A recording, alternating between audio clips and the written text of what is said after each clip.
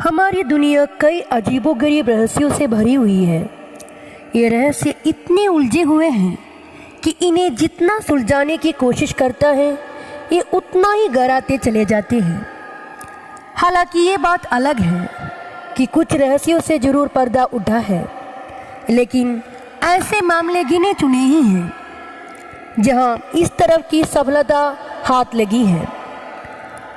दोस्तों, इस अवसर पर हम आपसे भारत की बेहद रहस्यमयी ग्रंथ नीलावंदी के बारे में बताने जा रहे हैं। नीलावंदी एक ऐसा ग्रंथ था जिसे पढ़ने से मनुष्य काल का ज्ञाता बन जाता था। नीलावंदी ग्रंथ एक अनसुलझा रहस्य है।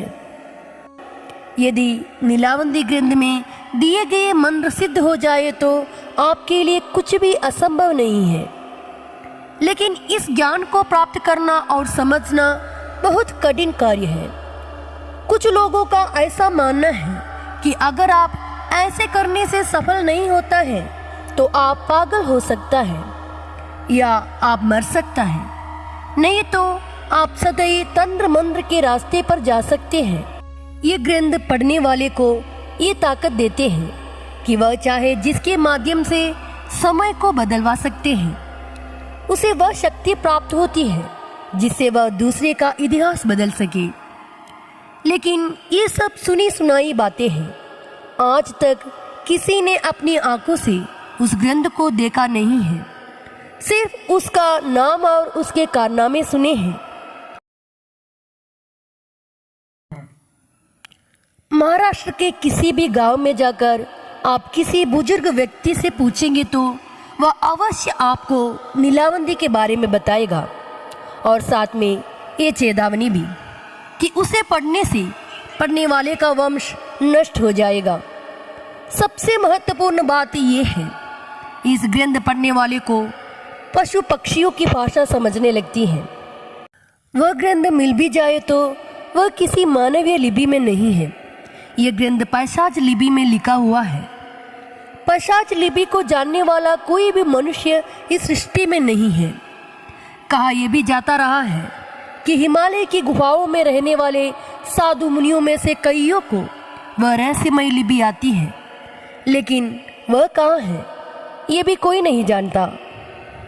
तो पूरी बात यह है कि वह ग्रंथ कैसा है ये भी कोई नहीं जानता, न उसके पढ़ने का तरीका ही। लेकिन उस ग्रंथ से क्या किया जा सकता है ये जानने से ही कोई भी उसे खोजने के लिए तैयार हो जाता है। कोई भी का मतलब जिसे किसी अलौकिक कार्य में अधिक रुचि हो। न जाने कितने ही लोगों की उसे खोजते हुए मौत हो गई है। नीलावंदी के बारे में और एक बात प्रसिद्ध थी कि उसे जानने वाला एक मनुष्य आज भी जीवित है। उसे लोग बांजिद कहते हैं और वह महाबालेश्वर की जंगल में रहते हैं। कहते हैं उसकी आयु 1000 वर्ष से भी ज्यादा है। अब सबसे आसान तरीका तो यह है कि पहले बांजिद को खोजा जाए जो उसे जानने वाला है, और उसके पास से जो जानकारी मिले उसके आधार पर नीलावंदी की खोज करें।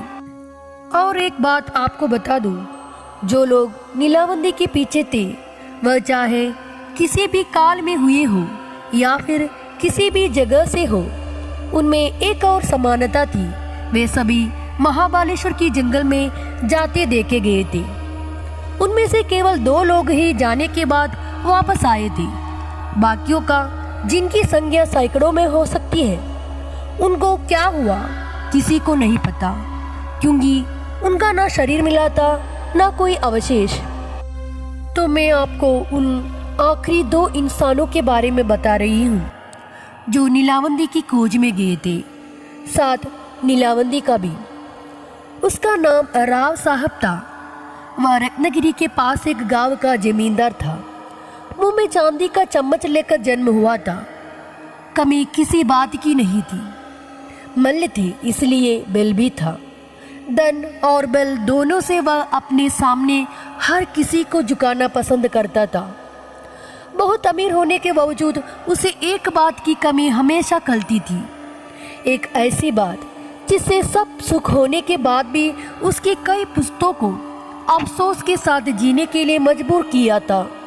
इस बात का पता चलते ही वे एक ही बात सोचने लगते थे कि उसके खानदान में बहुत पहले किसी ने केवल गलतफहमी के कारण 7 कुएं भरे सोना और हीरे जवाहरात समुद्र में डुबा दिए थे। उन्हें अफसोस इसी बात का होता था कि काश वह बात बदली जा सकती तो आज दुनिया के सबसे अमीर इंसानों में गिने जाते। पर ऐसा तभी हो सकता था जब समय में पीछे जाकर उस गलतफहमी को दूर किया जा सके। राज साहब को पहले ये बात पता नहीं थी कि समय में पीछे जाया जा सकता है, क्योंकि बुद्धिमान मनुष्य इस तरफ की बात सोच भी नहीं सकता जो असंभव हो। पर जैसे कि उसके पहले कई पुश्तों ने किया था, केवल वह उस धन का पता लगाना चाहता था। उसके लिए उसने भी उन्हीं तरीकों को अपनाया था जिसे उसके पुश्तों ने अपनाया था, जैसे ज्योतिषियों, तांत्रिकों, मांत्रिकों के माध्यम से धन का पता लगाना। लेकिन बहुत कुछ करके भी कुछ हासिल नहीं हो सका था। समय और पैसा दोनों बर्बाद हो रहे थे, लेकिन उस धन के आगे इस धन की कोई कीमत नहीं हो सकती थी।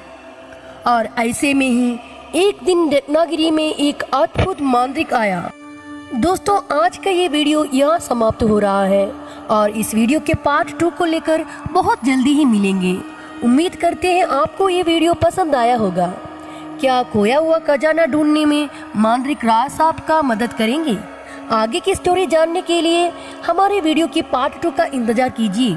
ऐसे ही अमेजिंग वीडियो देखने के लिए हमारा चैनल को सब्सक्राइब करने का विचार करें। वीडियो पसंद आया तो लाइक करना ना भूलिए। Thank you.